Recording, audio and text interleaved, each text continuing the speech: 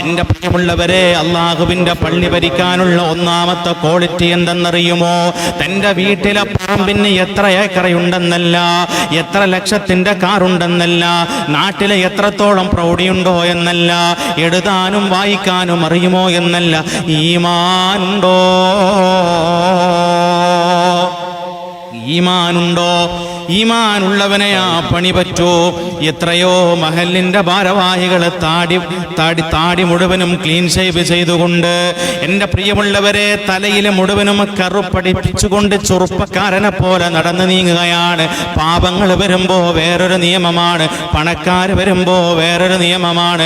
അവർക്ക് അള്ളാഹുവിൻ്റെ വിശുദ്ധ ഖുർആനിൻ്റെ താക്കീത് നൽകിക്കൊണ്ട് ഖുർആൻ പറയുകയാ, ഈമാനുള്ളവനെ പടച്ചവൻ്റെ പള്ളി ഭരിക്കാൻ കഴിയോ? അല്ലാഹ് എന്ന് പറയുമ്പോ അറിയാതെ കണ്ണുകൾ ഇങ്ങനെ നിറയുന്ന കണ്ണുകളുണ്ടല്ലോ, ആ കണ്ണുകൾക്കാണ് പടച്ചവന്റെ പള്ളി ഭരിക്കാനുള്ള ഉത്തരവാദിത്തമുള്ളൂ.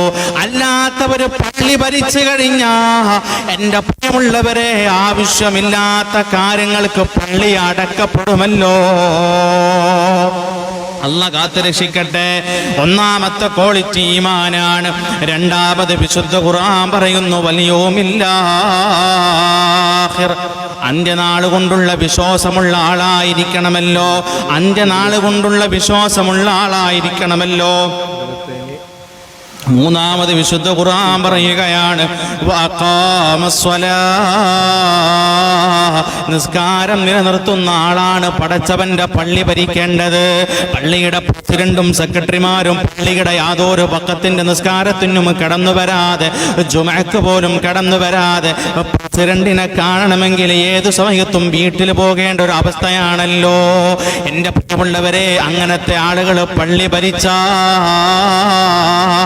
എൻ്റെ പ്രിയമുള്ളവരെ, പള്ളിയുടെ ഉസ്താദിന് അനീതിക്കെതിരെ സംസാരിക്കാൻ കഴിയില്ലല്ലോ.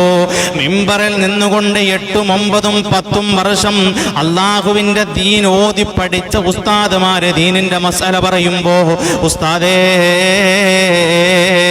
നിങ്ങൾ ഈ നാട്ടിൽ പിത്തനയുണ്ടാക്കരുതേ, ഈ നാട്ടിലൊരു പ്രശ്നമുണ്ടാക്കരുതേ, അത് ഞങ്ങൾക്കറിയാമെന്ന് പറഞ്ഞുകൊണ്ട് ഉസ്താദന്മാരുടെ വായെ വരെ അടപ്പിക്കുന്ന പ്രസിഡന്റുമാരും സെക്രട്ടറിമാരും പഠിച്ചോ.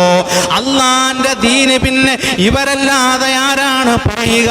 പ്രസിഡന്റിന്റെ മകളുടെ വീട്ടിൽ കല്യാണം നടന്നു കഴിഞ്ഞാൽ, പ്രസിഡന്റിന്റെ സെക്രട്ടറിയുടെ മകളുടെ വീട്ടിൽ കല്യാണത്തിന്, മകളുടെ കല്യാണത്തിന്, മകന്റെ കല്യാണത്തിന് കൂട്ട് കാണിച്ച് പള്ളിയിലെ ഉസ്താദ് മിമ്പറിൽ നിന്നുകൊണ്ട് അതിനെതിരെ പ്രഭാഷണം നടത്തിയാൽ ഉസ്താദിന്റെ ജോലിയിൽ നിന്ന് പിരിച്ചുവിടുകയാണ്.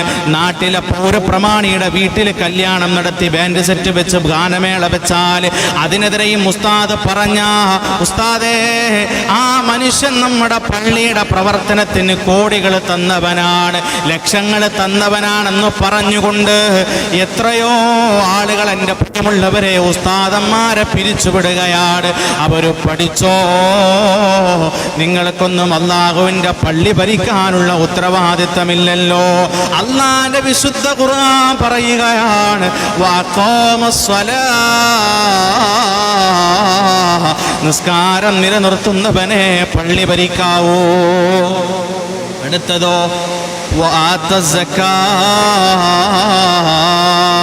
സക്കാത്ത് കൊടുക്കുന്ന ആളാകണം. അതിൻ്റെ നിസാബെത്തുമ്പോൾ, അതിൻ്റെ അവധിയെത്തുമ്പോൾ, അതിൻ്റെ കണക്കെത്തുമ്പോൾ സക്കാത്ത് കൊടുക്കുന്നവനാകണേ അള്ളാന്റെ പരിശുദ്ധമായ പള്ളിയെ പരിപാലിക്കേണ്ടത്. അടുത്ത പള്ളി പരിപാലിക്കാനുള്ള ക്വാളിറ്റി എന്തെന്നറിയോ? പരിശുദ്ധമായ ഖുർആൻ അവിടുന്ന് പറഞ്ഞു തരികയാ, വലം യഖ്ശ ഇല്ലല്ലാഹ്, അല്ലാഹയല്ലാതെ എൻ്റെ പ്രിയമുള്ളവരെ നാട്ടിലെ പൗരപ്രമാണിയെ ഭയക്കേണ്ടതില്ലല്ലോ.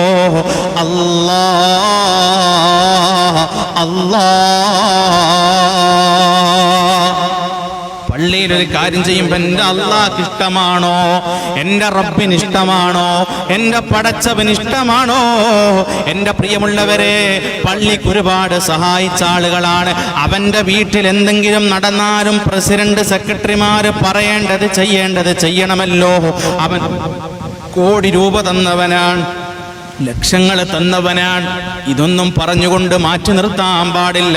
എൻ്റെ പ്രിയമുള്ളവരെ, ഇല്ലല്ലാ, അല്ലാഹനെ അല്ലാതെ വേറൊരു മഖ്ലൂക്കിനെയും നിങ്ങൾ ഭയപ്പെടാൻ പാടില്ലെന്ന് വിശുദ്ധ ഖുർആൻ.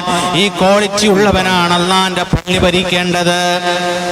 ഈ ക്വാളിറ്റികളുള്ള ആളുകളാണ് പടച്ചവന്റെ പള്ളിയെ പരിപാലിക്കേണ്ടതെന്ന് വിശുദ്ധ ഖുർആൻ. അല്ലാത്തവരെ പരിപാടി രാജിവെച്ചു പോക്കോ, കുടുംബ മഹിമ കൊണ്ടോ, തറവാട് മഹിമ കൊണ്ടോ, പണം കൊണ്ടോ, പവർ കൊണ്ടോ, പത്രാസ് കൊണ്ടോ ഈ സ്ഥാനം മോഹിച്ച് നടക്കുന്ന ആളുകളെ, നിങ്ങൾക്ക് പള്ളിയുടെ ഇമാറത്ത് ഏറ്റെടുക്കാനുള്ള അധികാരമില്ല. കാരണം എന്തെന്നറിയോ? ഇതല്ലാന്റെ ദീനാ, ഇതല്ലാന്റെ ഭവനമാ. ഉസ്താദന്മാര് പറയേണ്ടത് ഉസ്താദന്മാര് തന്നെ പറയണം, പ്രസിഡന്റ് പറയേണ്ടത് പ്രസിഡന്റ് പറയണം, സെക്രട്ടറി പറയേണ്ടത് സെക്രട്ടറി പറയണം. ഉസ്താദന്മാരോട് പറയല്ലേ എന്ന് പറയുന്ന എൻ്റെ കമ്മിറ്റിക്കാരാ, നിങ്ങൾ അങ്ങനെ പ്രവർത്തിക്കരുതേ, നിങ്ങൾ അങ്ങനെ ചെയ്യരുതേ. അല്ലാഹുവേ, നല്ലതും